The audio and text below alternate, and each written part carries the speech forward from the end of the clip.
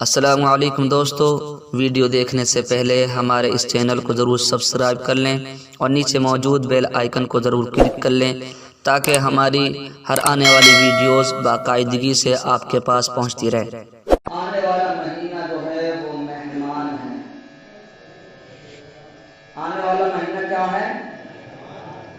مہمان ہے، تو مہمان کا استقبال کرنا چاہیے۔ مہمان جب آیا کرتا ہے تو اس کے لیے تیاری کی جاتی ہے، گھر وغیرہ سنوارا جاتا ہے، بستر وغیرہ جھاڑ کر بچھائے جاتے ہیں، ہوتا نہیں ہوتا؟ تو صحابہ کرام کا طریقہ یہ تھا کہ جب رمضان کا مہینہ آتا تو اپنے سارے دنیاوی کام ہوا کرتے تھے۔ اکثر صحابہ ایسے تھے تو جو 11 مہینے کماتے تھے اور ایک مہینے رمضان کے بیٹھ کر اللہ کی عبادت کیا کرتے تھے۔ 11 مہینے کماتے اور ایک مہینے رمضان کے مہینے میں کمانے نہیں جاتے تھے، صرف اللہ ہی اللہ کیا کرتے تھے۔ تو رمضان کا مہینہ بڑا ہی برکت والا ہے، بڑا ہی رحمت والا ہے۔ ہمارے تمہارے نبی جناب محمد رسول اللہ صلی اللہ علیہ وسلم حدیث پاک میں آتا ہے، ایک دن ممبر کے قریب آئے، صحابہ کرام کو بلایا، قریب آ جاؤ۔ آپ پہلے زینے پر چڑھے تو فرمایا آمین، دوسرے زینے پر چڑھے فرمایا آمین، تیسرے زینے پر چڑھے فرمایا آمین۔ جب خطبہ دے دیا تو صحابہ کرام نے حضور سے پوچھا، یا رسول اللہ، جیسا آج ہم نے آپ کو کرتے دیکھا اس سے پہلے کبھی نہیں دیکھا۔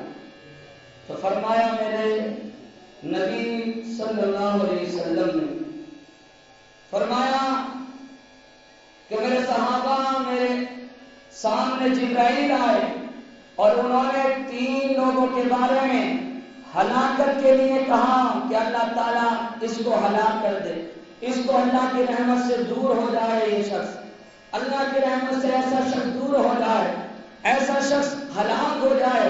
3 لوگوں کے بارے میں فرمایا، نمبر 1 وہ کہ جس کو رمضان کا مہینہ نصیب ہو اور وہ رمضان کے مہینے میں رمضان کی قدر نہ کرے اور اس کو غفلت میں گزار دے اور وہ اس کی بخشش نہ ہو، تو ایسا شخص اللہ کی رحمت سے دور ہو جائے، ایسا شخص ہلاک ہو جائے۔ حضور نے فرمایا آمین۔ جبرائیل نے کہا کہ ایسا شخص اللہ کی رحمت سے دور ہو اور ایسا شخص ہلاک ہو جائے کہ جس کے سامنے نبی کریم جناب محمد رسول اللہ صلی اللہ علیہ وسلم کا ذکر کیا جائے اور وہ اپنے پیارے نبی پر درود پاک نہ پڑھے، ایسا شخص بھی اللہ کی رحمت سے دور ہو جائے، ایسا شخص ہلاک ہو جائے۔ حضور نے فرمایا آمین۔ فرمایا تیسرا شخص وہ کہ جس کے سامنے اس کے ماں باپ میں سے کسی ایک کو بڑھاپا آ جائے، ماں کو آئے یا باپ کو آئے، کسی ایک کو بڑھاپا آئے اور وہ ان کی خدمت کر کے، ان کی تیمارداری، ان کی فرما برداری کر کے اگر وہ اللہ کی جنت نہ حاصل کر سکے تو ایسا شخص بھی اللہ کی رحمت سے دور ہو جائے، ایسا شخص بھی ہلاک ہو جائے۔ حضور نے فرمایا آمین۔ ہم ذرا سوچیں، ایک تو حضرت جبرائیل کا کہنا، پھر حضور کا آمین فرمانا، تو ایسے شخص کی ہلاکت میں کوئی شک و شبہ نہیں ہے۔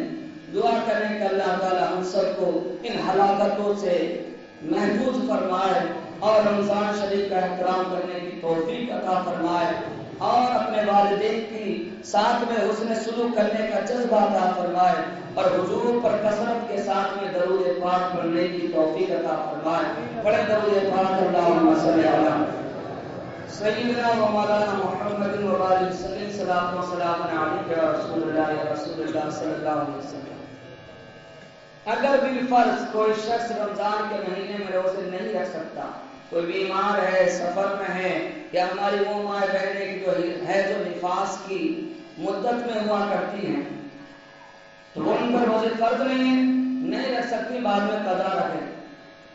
تو اگر کوئی مجبوری ہے تو تو پھر بھی رمضان رکھنے والے جو روزہ رکھتے ہیں روزہ داروں کا احترام کریں، ان کے سامنے کھانے پینے سے بچا کریں، ان کے سامنے بکرے کی طرح منہ نہ چلایا کریں، سمجھے؟ ان کے سامنے کھانے پینے سے بچیں۔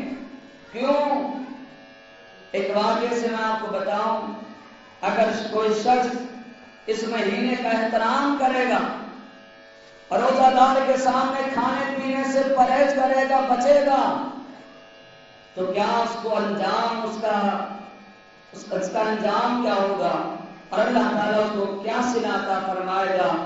ایک واقعے سے بتاتا چلوں، ایک مجوسی تھا، آگ کی پوجا کرنے والا۔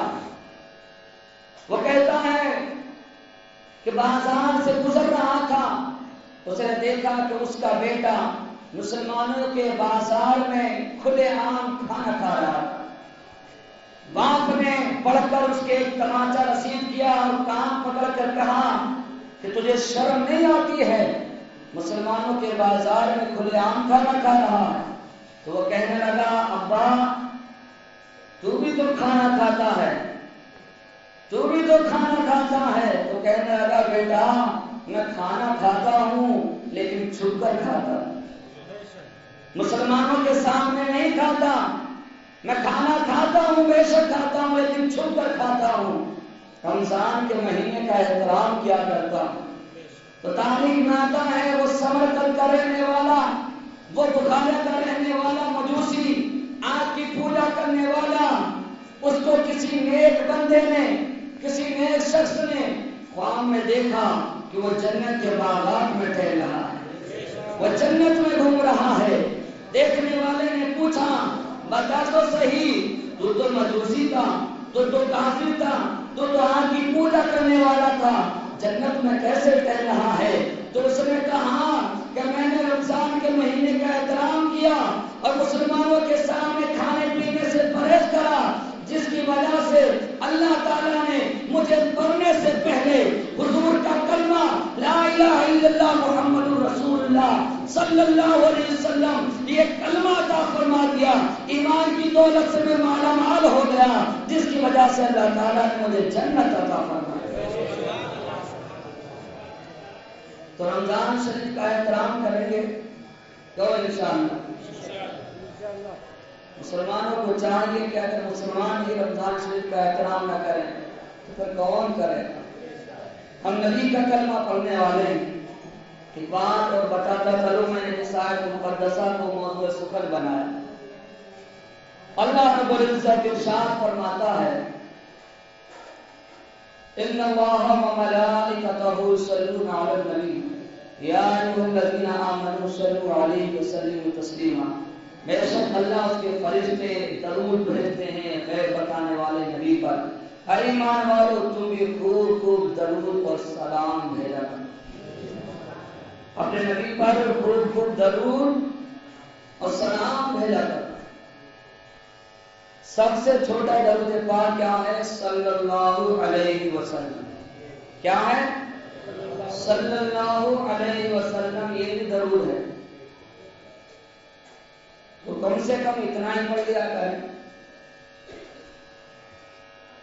کسی شان نے کہا ہے یہ اشعار تو علامہ اقبال کی طرح منسوب ہیں، ویسے خدا جانے کس کے اشعار ہیں، کہ عشق قاتل سے بھی مقتول سے ہمدردی بھی، عشق قاتل سے بھی مقتول سے ہمدردی بھی، یہ بتا کس سے محبت کا صلہ مانگے گا۔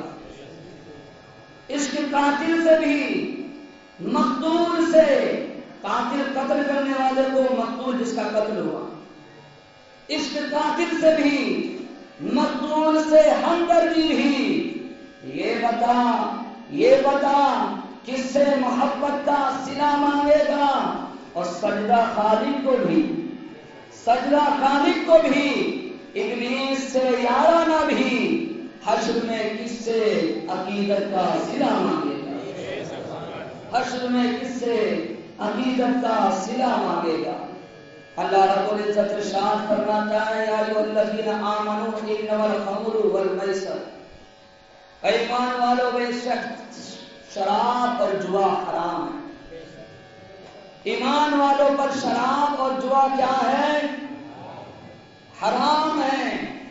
حدیث پاک میں آتا ہے حضرت امام محمد غزالی علیہ رحمت و رضوان حجت الاسلام ہے، اسلام کی حجت حضرت امام محمد غزالی علیہ رحمت و رضوان اس حدیث پاک کو نقل کرتے ہیں کہ جو بندہ جوا کے اشیاء سے، جوا جن سے کھیلا جاتا ہے ان چیزوں سے ہاتھ لگاتا ہے اور پھر جوا کھیلتا ہے، گویا کہ وہ سور کے خون میں اپنے ہاتھوں کو رنگا کرتا ہے، وہ خنزیر کے خون میں اپنے ہاتھوں کو رنگا کرتا ہے۔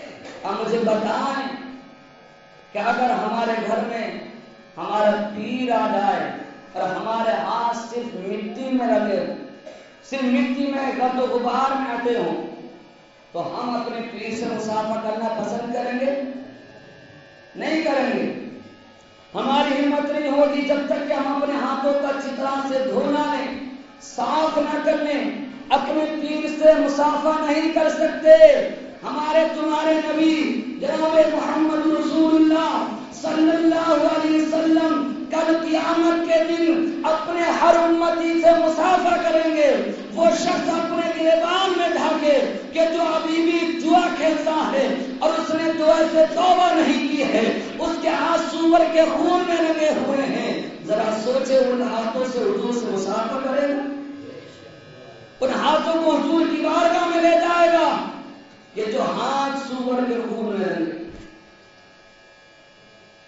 لوگوں اپنے اسلام کو سمجھو، ایسا نہیں ہو سکتا کہ شیطان بھی راضی رہے خدا بھی راضی رہے، ایسا نہیں ہو سکتا کہ شیطان کو بھی منا لو اور خدا کو بھی منا لو۔ درنگی چھوڑ دے ایک رنگ ہو جا، درنگی چھوڑ دے ایک رنگ ہو جا، سراسر موم ہو یا سنگ ہو جا۔ درنگی چھوڑ دے ایک رنگ ہو جا، سراسر موم ہو یا سنگ ہو جا۔ حضور حاجی شاہ محمد شیرنیہ فرماتے ہیں کہ دو رنگا گیا گزرا اور ایک رنگا کام کا، یعنی جو جس نے دو رنگ اختیار کر لیے، شیطان بھی راضی رہے خدا بھی راضی رہے تو ہو گیا، نہ خدا ہی ملا نہ وصال سلم، نہ ادھر کے رہے نہ ادھر کے۔ تو جوئے کے بارے میں قرآن و حدیث کے تعلق سے میں تمہیں کچھ باتیں بتاتا چلوں۔ اسلام جوئے کی سخت مخالفت کرتا ہے۔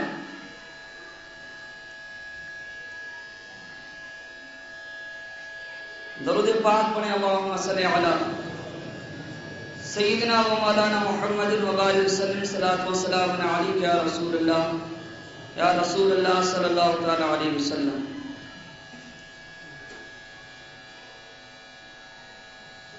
چنانچہ قرآن حدیث کی روشنی میں احکامات ملاحظہ فرمائیں۔ قرآن میں متعدد مقامات پر اس کا تذکرہ ملتا ہے، اور قرآن نے اس فعل کو عظم اکبر یعنی بڑا گناہ سے تعبیر کیا ہے۔ نیز جوا بازی کو قرآن نے شراب کے ساتھ ذکر کیا ہے۔ کس کے ساتھ میں؟ شراب کے ساتھ میں۔ فرمائے رسول یہ لوگ آپ سے شراب اور جوئے کے بارے میں سوال کرتے ہیں تو آپ ان سے کہہ دیجئے ان دونوں فعل میں بڑا گناہ ہے اور بہت سے فائدے بھی، لیکن ان کا گناہ فائدے سے کہیں زیادہ بڑا ہے۔ شیطان یہی چاہتا ہے کہ شراب اور جوئے کے ذریعے تمہارے درمیان عداوت اور کینہ ڈلوا دے اور تمہیں اللہ کے ذکر سے اور نماز سے روک دے۔ کیا تم ان شرانگیز باتوں سے باز نہیں آؤ گے؟ احادیث مبارک ملاحظہ کریں۔ اخلاقی حالت پستی اور زوال کی انتہا کو پہنچ گئے تھے۔ عرب کے لوگ عفت و عظمت، تہذیب و شرافت کے تصورات قصہ یارانیہ بن چکے تھے۔ زندگی کو منظم کرنے والے کسی قانون کو عدم موجودگی درندگی اور وحشت کی حکمرانی جیسے اسباب، ایسے وجوہات تھے جنہوں نے پورے معاشرے کی فضا کو تاریک کر دیا تھا۔ انہی بری عادتوں میں سے ایک عادت جوا یعنی قمار بازی بھی تھا، اور یہ ناپاک عادت ان کی زندگی کا حصہ بن چکی تھی۔ شراب خوری و جوئے بازی نے ان کی زندگی کو، ان کا زندگی کا محبوب مشغلہ تھا۔ حضرت محمد مصطفیٰ صلی اللہ علیہ وسلم نے آتے ہی خدا پرستی کے ساتھ ساتھ معاشرہ اور اجتماع کے اخلاقی پہلو کی اصلاح بھی شروع کی، اور شراب نوشی اور جوئے بازی جیسے برے اعمال کی سخت مذمت کی، اور اس کے مضر اثرات سے لوگوں کو آگاہ کرنا شروع کر دیا۔ جس نے چوسن یعنی جوا کھیلا، گویا اس نے اپنے ہاتھ خنزیر کے گوشت اور اس کے خون میں سان لیا۔ اللہ اکبر۔ اللہ تعالی ہم سب کو اس سے محفوظ فرمائے۔ جوئے کے نقصانات کیا ہیں؟ حسب ذہن ملاحظہ کریں۔ لوگوں کے مال ناجائز طریقے پر کھانا تاکہ جوئے کے لیے رقم اکٹھی کی جا سکے۔ اکثر جواریوں کا اسی مقصد کے لیے چوری کرنا، اکثر جواریوں کا اسی مقصد کے لیے چوری کرنا، قتل کرنا۔ بعض اوقات جواریوں میں جھگڑے ہو جاتے ہیں اور بات قتل تک جا پہنچتی ہے۔ بچوں اور گھر والوں کا خیال نہ کرنا، گندے اور بدترین جرائم کا ارتکاب کرنا، ظاہرہ اور پوشیدہ دشمنی کرنا، یہ جوئے کے نقصانات ہیں۔ کہ انسان اور شراب کے بارے میں تو یہاں تک آیا ہے، آقا علیہ الصلوۃ والسلام نے فرمایا کہ شراب جو ہے گناہوں کی ماں ہے۔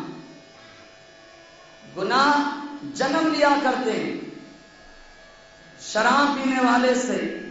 اسی طرح سے جوا کو جو ساتھ میں بیان فرمایا اللہ تعالیٰ نے، تو جس طرح سے شراب سخت حرام ہے، اسی طرح سے جوا بھی سخت حرام ہے۔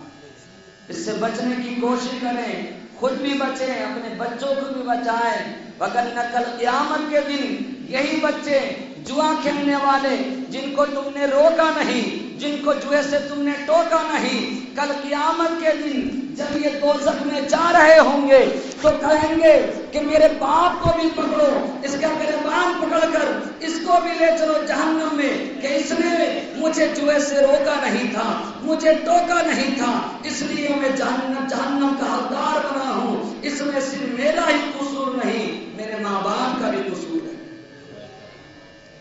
تو اپنے بچوں کو سمجھائیں، نماز کے لیے ترغیب کریں۔ یہ جوئے بازی کے چکر میں لوگ نمازوں سے دور ہیں، اچھے کاموں سے دور ہیں۔ کل قیامت کے دن اگر نہ تمہاری بھی پکڑ ہوگی، تمہیں بھی گھسیٹا جائے گا۔ حدیث پاک میں آتا ہے کہ بچہ جب 7 سال کا ہو جائے اس کو انگلی پکڑ کر نماز کے لیے لایا جائے، لیکن جب 10 سال کا ہو جائے، کتنے سال کا؟ 10 سال کا ہو جائے، اگر نہ جائے تو اس کو مار کر لے جایا جائے۔ اگر 10 سال کا ہو جائے تو نہ جائے نماز کو تو مار کر لے جایا جائے۔ اب ذرا سوچو، اپنے گریبان میں جھانکو، اپنے اعمال کا محاسبہ کرو، کتنے ہیں وہ لوگ جو اپنے بچوں کی نماز کی تاکید کیا کرتے ہیں اور خود نماز پڑھا کرتے ہیں۔ حضور کی آنکھوں کی ٹھنڈک ہے نماز، دین کا ستون ہے نماز، قبر میں روشنی لائے گی نماز۔ اللہ تعالی ہم سب کو نماز پڑھنے کی شوق و ذوق عطا فرمائے، ہماری پہچان مسجدوں کی طرف عطا فرمائے۔ میرے کہنے میں، آپ کے سننے میں جو غلطی مولا اپنے حبیب کے سب کے معاف فرمائے۔ حساب سمجھ